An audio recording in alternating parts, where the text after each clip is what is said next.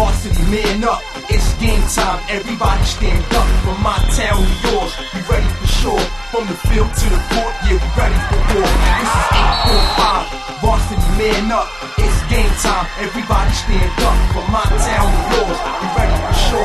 From the field to the court, yeah, we ready for war. I said it's game time, so it's time to score. If you're not playing to win, then what you playing for? Here we are, folks, back again for the final edition of the 2009 Varsity 845 Football Show. This is the weekend local kids have been waiting for, throughout indoor workouts in February, weight training in April, summer camp in July, and those brutal August summer preseason practices. The Section 9 finals have arrived, and I'm going to give you a look at all 5 games. We're skipping last week's highlights for this show, but you can find them linked to the broadcast on the varsity845.com website. On to the games. Back in August, I had 2 of the 5 matchups pegged, but one of them wasn't the Class AA final. Monroe Woodbury takes on Warwick Saturday at Middletown. Now, it wasn't really a stretch putting Monroe in this game. The Crusaders are the 5-time defending champs and have won 50 straight games against Section 9 competition. Warwick? These guys have been a tremendous story all year. They've got just 1 loss, and that was 49-32 to Monroe in Week 7. Warwick reached this game with a 20-6 victory over Newburgh in the semifinals last week. Now, I'm not going to spend too much time on the Monroe and Warwick offenses because everybody knows how good they are. Warwick averages about 38 points per game, Monroe 46. I don't think either team will completely shut down the other, so it's going to come down to which team makes the 2 or 3 big defensive plays at the right time. Both were better defensively last week, but the offenses they were defending are much better now than what they faced. So who knows what will happen there. I think the huge key is Monroe's advantage in the kicking game with Patrick Laird.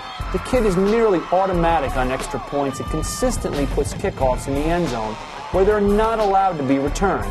This can negate Warwick's Dan Margraf, who has touchdown returns in each of the last 2 games. I think Monroe wins 35-26. In Class A, Cornwall and Wallkill will play for that title on Friday in Middletown. This matchup I called a few months back, but wasn't so sure even last week. But then Wallkill dominated Port Jervis 35-12 in the semifinals and seemed to have a little chip on its shoulder.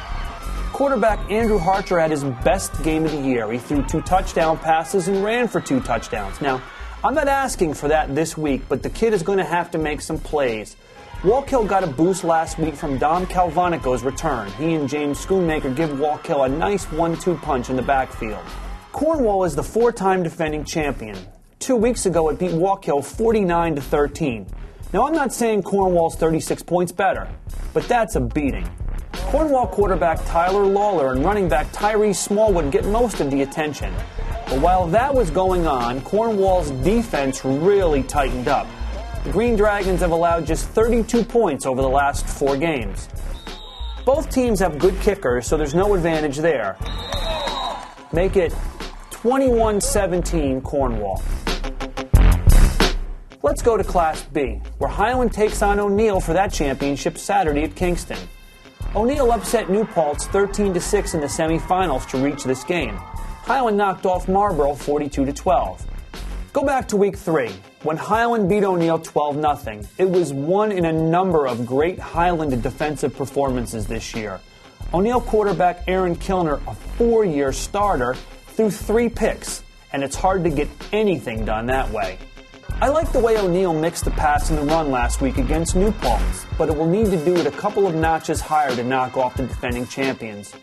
Injuries have Highland's offense at less than what it was the first time these teams played, but defense doesn't usually slump.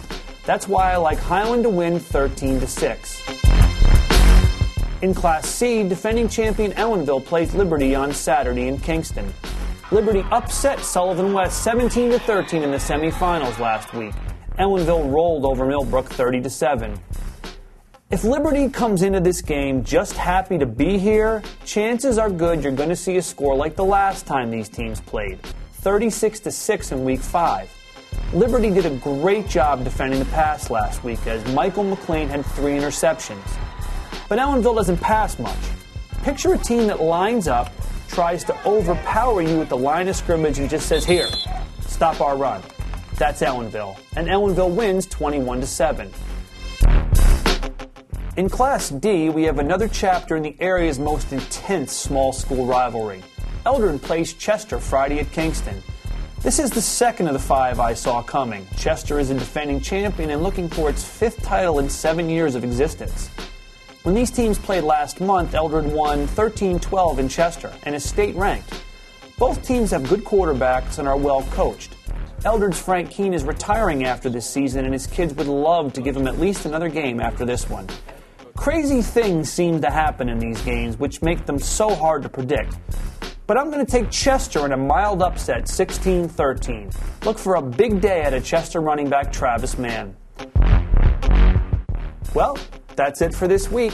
If you can't make it to the games, be sure to check our site for our Playoffs Plus feature, where we give you live updates from the games. This is our final show of the year, but we will provide video highlights as long as there are highlights to provide.